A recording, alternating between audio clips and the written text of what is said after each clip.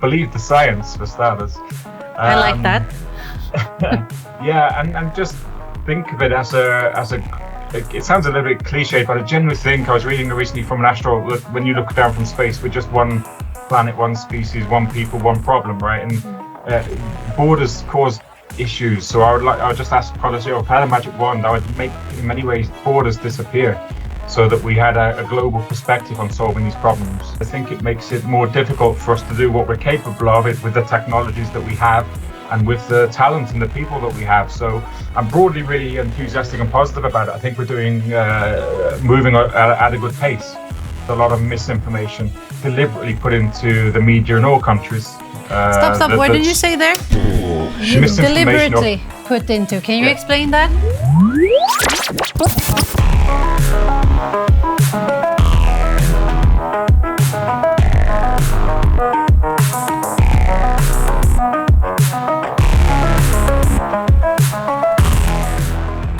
Welcome back to The Switch. Not just another podcast, but actually the platform where we want to educate you, entertain you, and make sure that you are a part of making the world a little bit better. Being a part of the greater good, you can say. I hope that you've had a good week and that you listened to the last episode and probably also shared it to someone that you think should actually be a part of this change that we are on.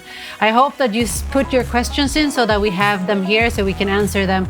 And of course, I hope you lean back, enjoy, because you are in for a great conversation today, aren't we? Emil, Jacob? We are. We're looking forward to it very much. Yeah, we are. But Christina, the buttons, we have to explain the buttons. Yeah, and we have a challenge today because our guest is not in the studio. No. He is in Liverpool. Yes. So he will have to tell me when I should push them. But of course, we have our bullshit button. When we think something is not in order, we need to correct it. And we also have a possibility to elevate something with our awesome button where we say, wow, that is really good. Did I explain it in a good way? Yeah, you did. Okay, I'm happy. So you guys are on board? Of course we are. Well, my friends, it is time to move over to today's guest. The guest of today is the founder and CEO of Hyperion Cleantech Group. He's a thought leader in the cleantech sector and was hailed as a leading green entrepreneur by the Financial Times. David often presents at industry events such as Eco Summit, Energy Storage Europe, and Fully Charged Live, so maybe you have seen him there. He also hosts the Leaders in Cleantech podcast. So he's actually a colleague of mine here in the podcasting world and is board advisor, consultant, speaker, and mentor for several clean tech accelerators. So as you see, we have a distinguished guest with us here today. His name is David Hunt. Welcome to The Switch. Great to be here. Been looking forward to it. So have we. We've been hunting you for a long time. That was not intended to be, that was like a pun intended, but yeah. Listen, we have so many questions that we want to dive into together with you, but as we mentioned, you have a podcast and you are on a podcast. How does that feel to be a guest at a podcast when you're usually the one hosting and asking the questions? Yeah, no, it's nice that I can relax a little bit more and not do all the preparations in the same way. But podcasting is fun. As you well know, you get to just hear so many stories and have so many cool conversations. So I've been doing it for about 4 years now. And it's just a great way to learn and to share, as you do, knowledge and information that are useful to people. Yeah. You know, I kind of think of it like going to school, like once a week when you go and get to know new things about new industries. It's kind of interesting, right? We don't have to pay for an MBA, you and I. We just go and listen and ask people questions. Yeah. I'll send you the certificate. You send me one. Yeah, I will. Deal. I will take you up on that one. Definitely. Listen, David, it's time to get to know you a little bit better. So let's start rolling the wheel of questions and see what you get. Wheel of questions.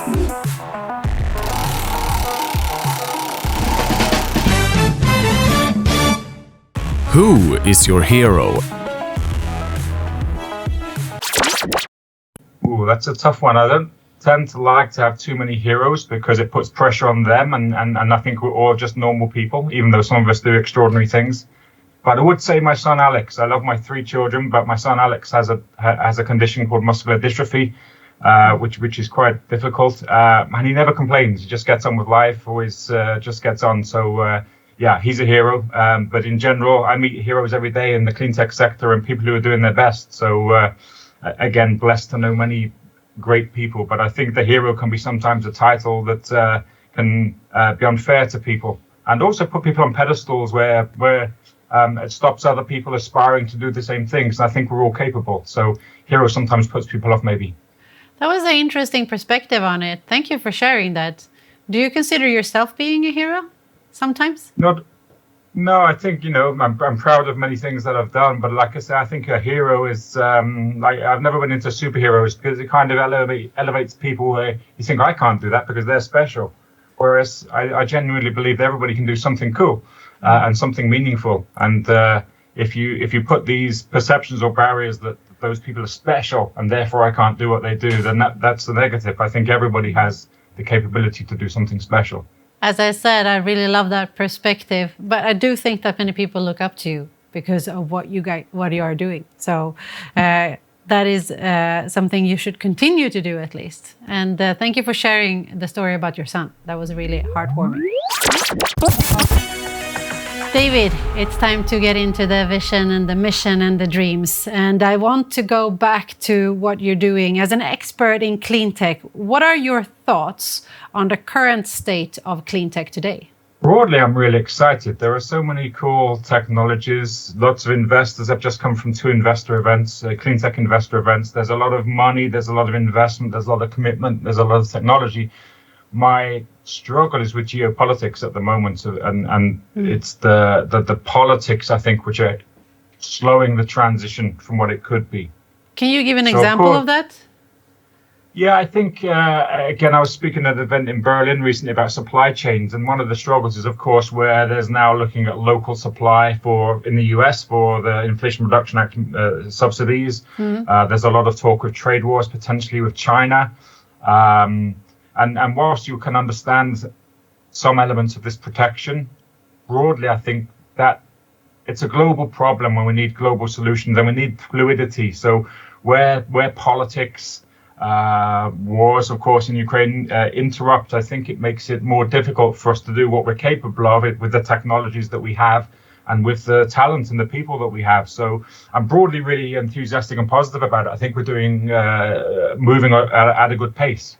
But just the geopolitics and starting to see these kind of trade wars, I see that maybe we're an inhibitor to the speed of our journey. David, do you consider geopolitics being a way of hiding to move into the transition we need to do? I think there's certainly a part of that. I think politicians generally are always fearful of change and are slow to change. And anything that can I guess pass the buck, kick the can down the road is a phrase we use in the UK. Is like you don't address the problem, you hide from it. And sometimes these things can be, as I say, not without some measure of good intent, but I think they're an easy way to, as you say, maybe not face some of the harder problems. How is it stopping the clean tech industry? Because we have a very global supply chain, and of course that has its impact and negativity, which we saw, of course, in COVID. So I do agree for environmental and sustainability reasons we should shrink supply chains in many ways. So there are definitely good things that come from that. But where you start to have, we're not going to sell, chips from China to the US, or where we can't get the critical materials for batteries, for example, from one continent to another, where they're not available more locally, then these things are all ways to disrupt and slow down the transition, I think. If you would have a magic wand, what would you ask the politicians to do? Believe the science, for starters. I like that. Yeah, and just think of it as a. It sounds a little bit cliche, but I genuinely think, I was reading recently from an astronaut, when you look down from space, we're just one planet, one species, one people, one problem, right? And borders cause issues. So I would just ask policy, if I had a magic wand, I would make, in many ways, borders disappear, so that we had a global perspective on solving these problems. Oh, I would love to live in that world. It sounds much easier. Yeah.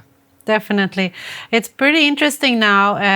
US, you mentioned Inflation Reduction Act. EU is coming and trying to find same ways. What are your perspective on EU versus America and the way forward in the transition? As long as it's collaborative. I was in Brussels earlier this year when they started to launch the GDIP and the Net Zero Industrial Plan. And of course, there are good things in there because at the moment, there are a lot of European companies and talents, for that matter, who are attracted to go and relocate to the US because of the more favorable financial situation there. So I think it's important that Europe does have a counterbalance. But again, as long as it doesn't start to become this geopolitics we talked about, where it becomes conflicting and competitive, I think that we need to address. If you look at China, of course, had a massive dominance in most areas of clean technology, for good and for bad.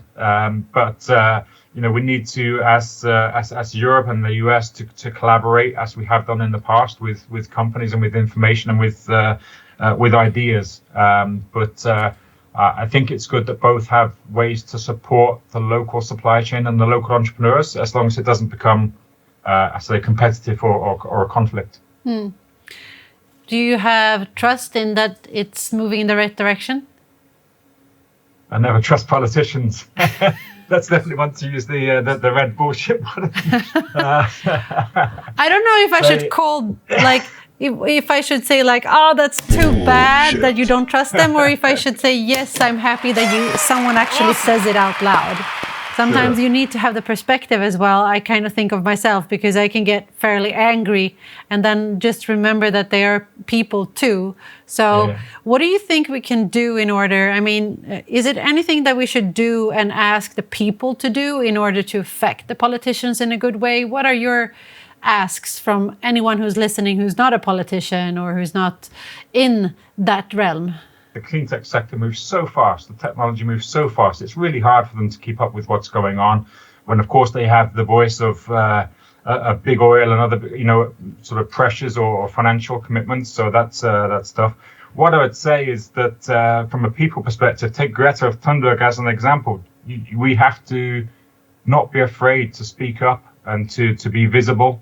And again, maybe there's I don't know, maybe it's not always everybody agrees with him, but I think civil disobedience is the only way things get heard. If we look at the suffragettes, you look at the civil disobedience. Awesome. You look at the civil rights movement, you look at suffragettes, you look at so many things. They only changed when there was civil disobedience. Non-violent, by the way, of course, non-violent civil disobedience. But that's the way things, personally, I think, change. But even if you're not comfortable doing that, use your voice through voting, of course.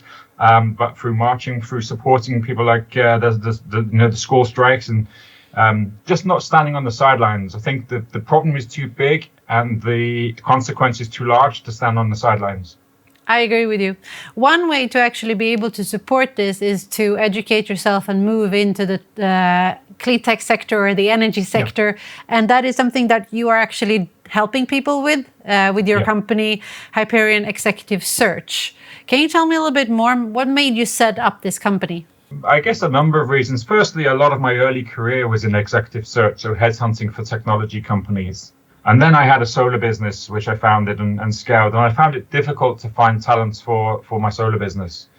And so when I exited the solar business, I connected those dots and figured, well, I could use my experience in finding talents specifically for the clean technology sector. And that's when I founded Hyperion in 2014, was purely to work with clean technology companies to help them find the very best talents to be successful. And on the flip side, to your point, helping people who are talented individuals who don't want to work for oil and gas or tobacco or some of these other industries for reasons of impact or for whatever reasons they want to be doing something good with their careers.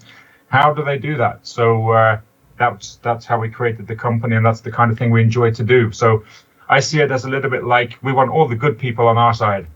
So can I join your team? Sounds like a good one.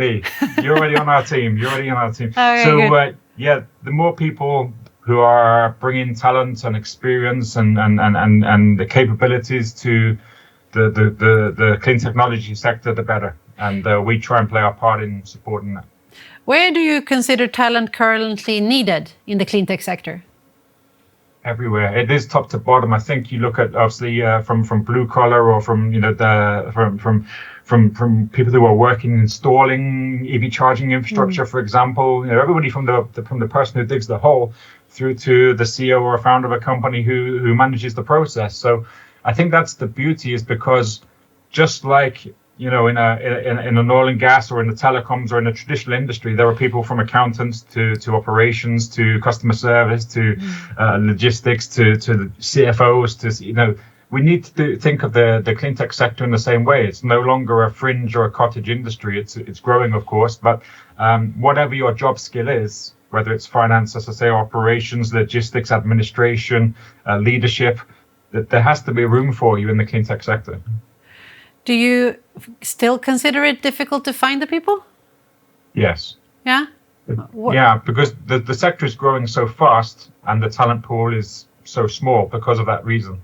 It is a challenge always trying to supply always is less than demand, which is a good thing if you want to make the transition, but it makes it hard for the companies hiring to find people who have already experience, which is why they come to us. We're good at finding that, but as the sector grows, we need more people to join. We need to increase the size of the talent pool, of course.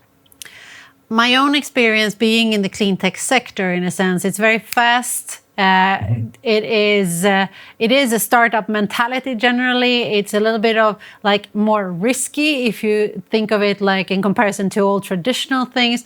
What are the characteristics of a person that actually fits in here? Is it a specific one or is it general? What are your opinions there?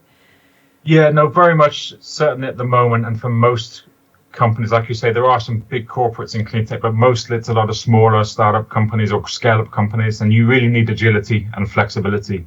And that can be a challenge if you come from a big organization where things are quite rigid, processes, hierarchies, everything is documented and quite rigid. That's one of the challenges often people find. They think they want to work with a startup and think it's all about beanbags and slides in the office, which of course it isn't. It's about flexibility and to be able to move very quickly. Your point is exactly right. Every company in the sector is growing fast or is going through some fast transition at least. And you need to have that flexibility to adapt quickly. Yeah, but I also go back to, we were asking the employees of Baseload Capital, where I'm employed, why are you working here? And I still remember one of the guys, he answered, because I want to see my kid in the eyes when he asks me, what did you do in the 2020s to predict this? And to make stop to it. So I think it's also like people who are vision driven in a sense that actually move into this segment. Do you agree? I think largely it's almost like any adoption curve. You have the early adopters who are, mission driven and want to go and do something, even though it's maybe detrimental to their career. They earn less money than they could do in a traditional sector, for example. But I think that things are evolving, and we have a lot of people approach us now saying exactly these things. My son and my daughter doesn't want me to be working for this tobacco company, or I find it hard to go home and talk about my work because my work is around, perpetuating fossil fuels, for example. So it's tough. So it's not just young people who and idealistic people who want to make the transition, of course, although that's important, or the early adopters, if you like. But a lot of now more established people are starting to come to the conclusion, even if it's somewhat a kick from their children, to say, don't spend your day working all your talents working on a solution or a problem or a technology which is causing me my future issues. So let's move into future thinking in a sense. What are your future predictions of clean tech? If you want to make people join in this on the other side, so to speak, what would you say if you would give them the pitch of the future clean tech? Yeah, come over for sure. It's essential, because if we don't get this right, we don't have a future. It's that simple. But it's a fun place to be. So we talked at the start about living, not working really. Of course, we'll have to work hard and do things, but I think it's a sector. We know for a fact it's a sector scaling phenomenally fast, and we need those talents from all areas.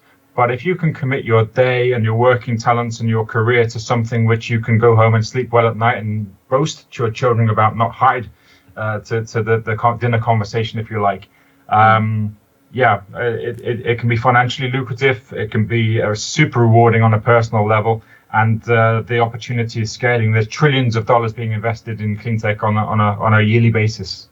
I think that anyone who didn't come over to the other side after this pitch will never come over.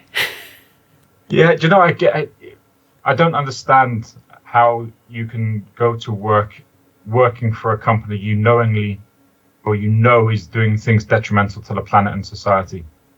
Now, I know that challenges some people because it makes them feel uncomfortable, and I get called out sometimes for it, but I don't understand how you can go to work for an oil and gas company every day. Unless you're in, there are some of them are transitioning more generally, and I know people in some of the ventures parts of those businesses or the renewable parts of those businesses. I get that, of course, they need to transition. But if you're drilling wells, how can you sleep at night? I don't know. Tell them to go drill geothermal wells, then they will sleep better. Definitely. On that segment, it is time to move over to the questions from the future, because they are actually with us in this podcast and they are asking questions, and here is yours. Questions from our future. What do you want me to do different than your generation? Tell the truth. For starters, there's too much. As a society, this is, of course, we talked about politics before. Believe the science and tell the truth. Awesome. Believe the science and tell the truth, Freya. It was not more difficult than that.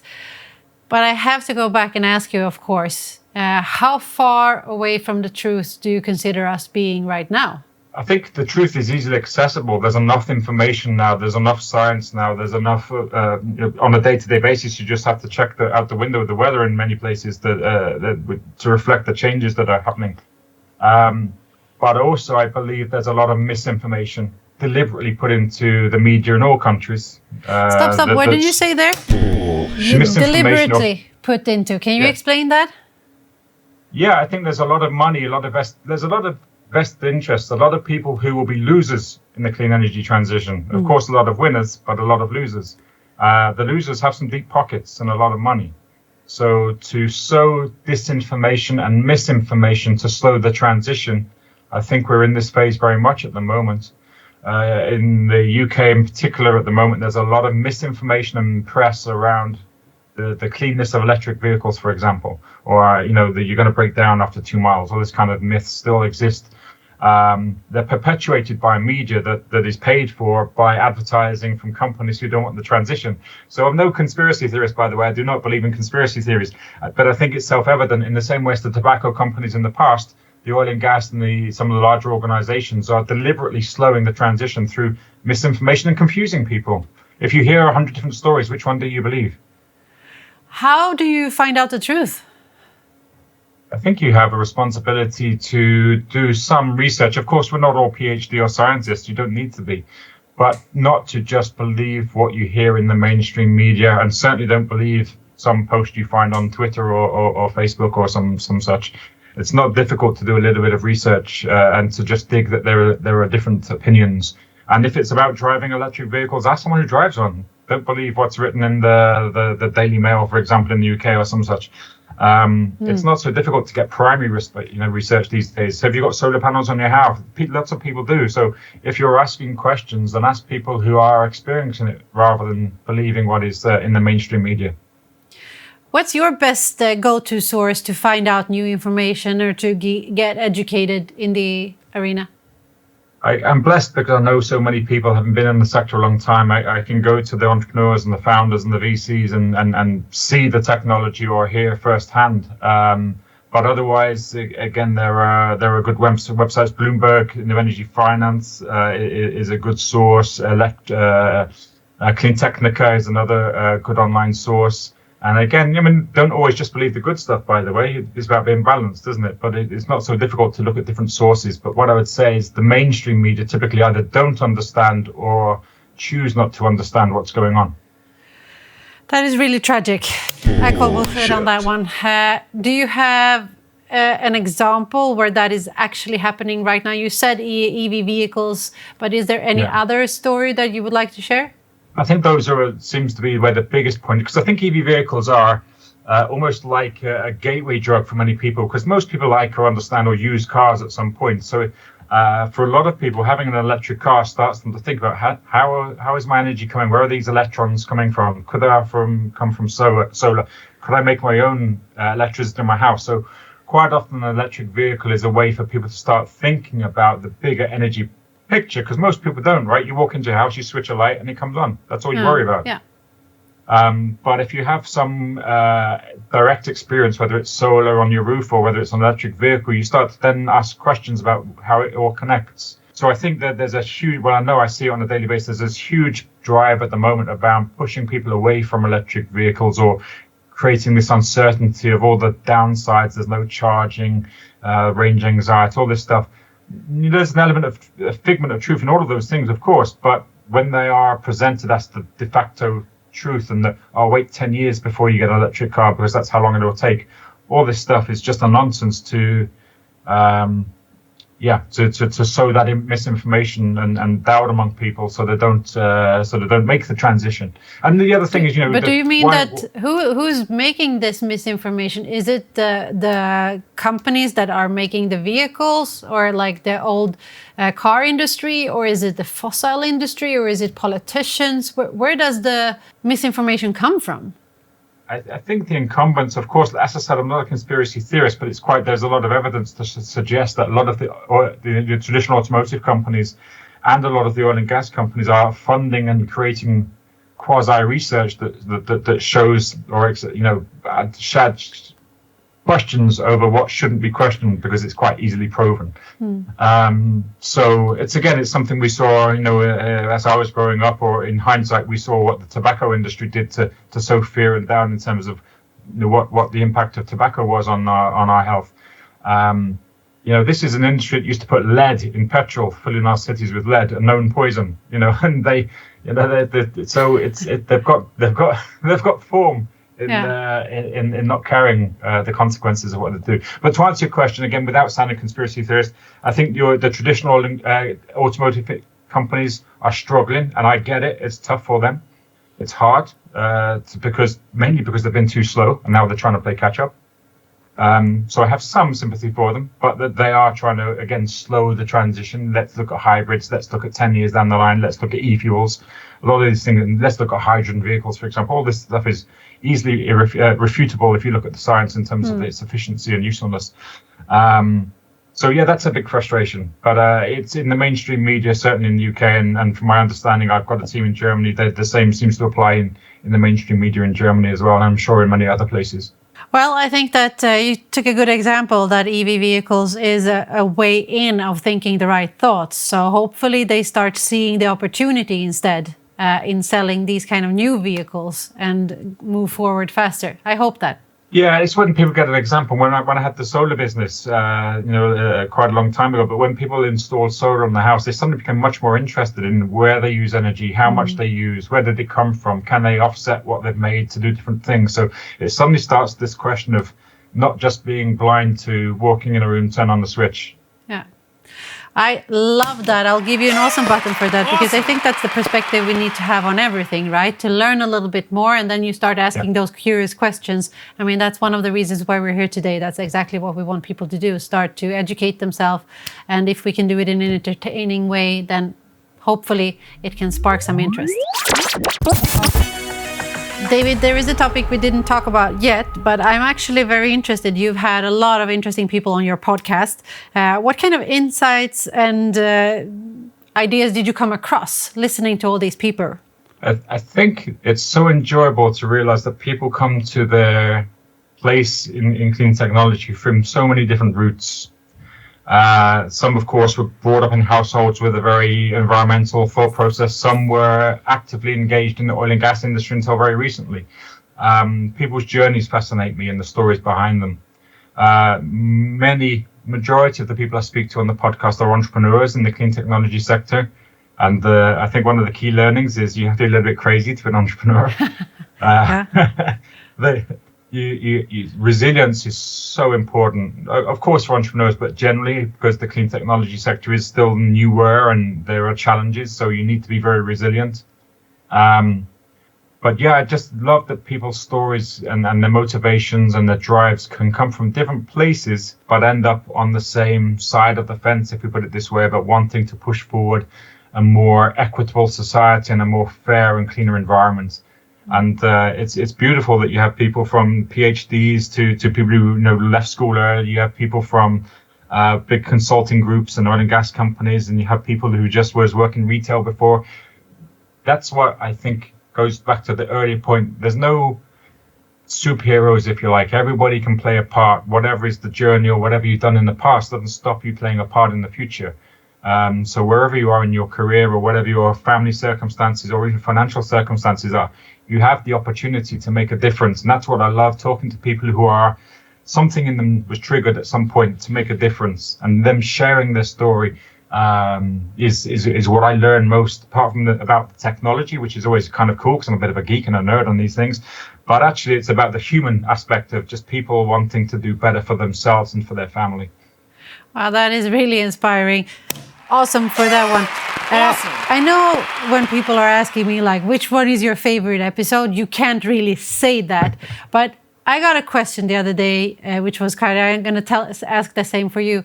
What have you, like, from all of your guests that you've had, did you do any changes in your ways of living or behavior or investment? Is there anything that has inspired you to do a change yourself?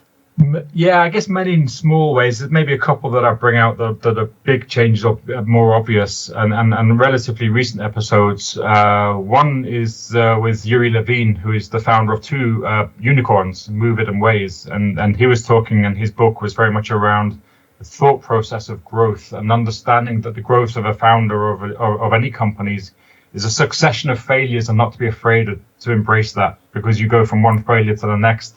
Yeah. Iterating every time, and what doesn't kill you makes you stronger. So whilst I understood this and I've experienced that myself, he had a really cool way of articulating that, which I really enjoyed. And the other is a guy called Max Beaumont, who's kind of a friend I've known for many years, a founder. And we have, I think, in society a kind of a roadmap. We think everybody's going to be Elon Musk, right? You found a company, you scale it, you become a billionaire, you sell it, or you float it on an IPO or whatever.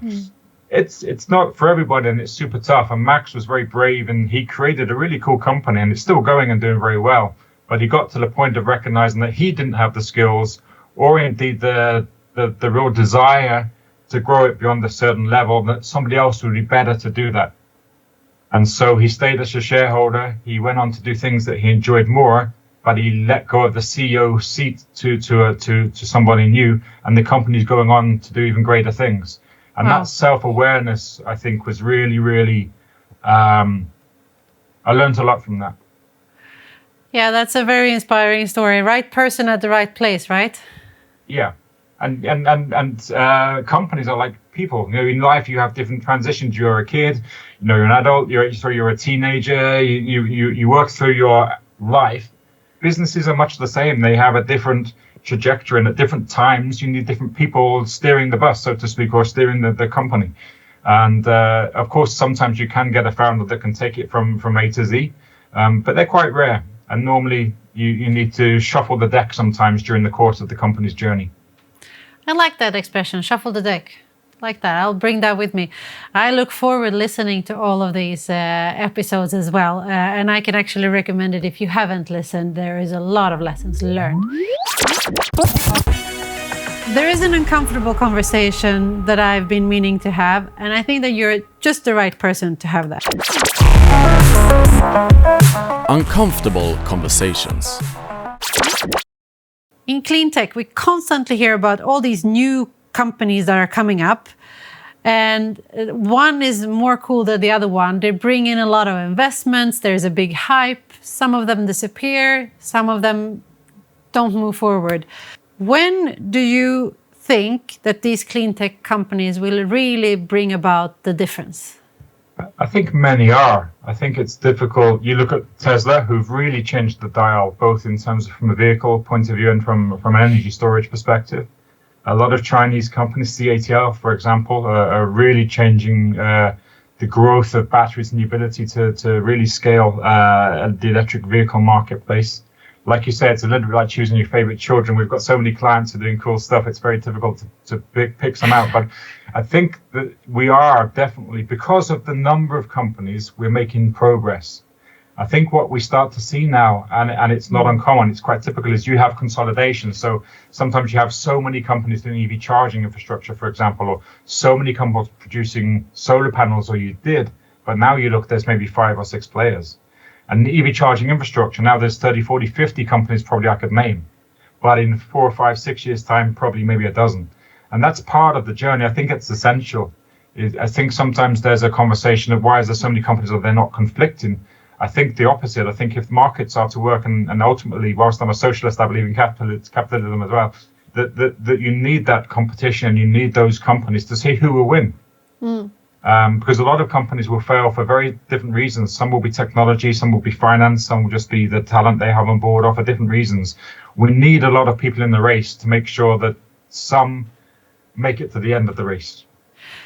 Yeah, I agree with you, but I still see a problem. We were in the European Parliament last week, and it's pretty interesting that when you're talking to people who are making decisions, they still think of clean tech as a small thing happening over here, and they're not really taking it serious. What kind of impact and change can be had if we dare to move ahead with a little bit more risk and a little bit more long-term vision? Is it a miscommunication between the clean tech companies and the decision makers? What is going on here? Definitely. And again, I hark back to the voices that those politicians have in their heads in terms of the incumbents not wanting to create change. But if you look at, there are organizations, for example, in Europe, Cleantech for Europe is an organization I'd have known and had on the podcast and was in Brussels with them earlier this year, who are trying to make that connection to really engage with the policymakers and the politicians to show just what exactly is happening, how quickly it's happening, how much money is being invested. So I think that's, I think it's a communication thing as much as anything. I think that the speed of technology and growth is phenomenal. And if you look at, and sometimes because you're in something, you don't look back. But I did a talk the other day about solar. When I started in solar, it was like $4 or 4 euro cents for 1 watt of power. Now it's 30 cents, not dollars. So we've made massive transitions. And if you look now, solar power is now greater than coal globally in terms of the amount of energy. And that's come from in the last 10, 15 years, maybe in the last 10 years.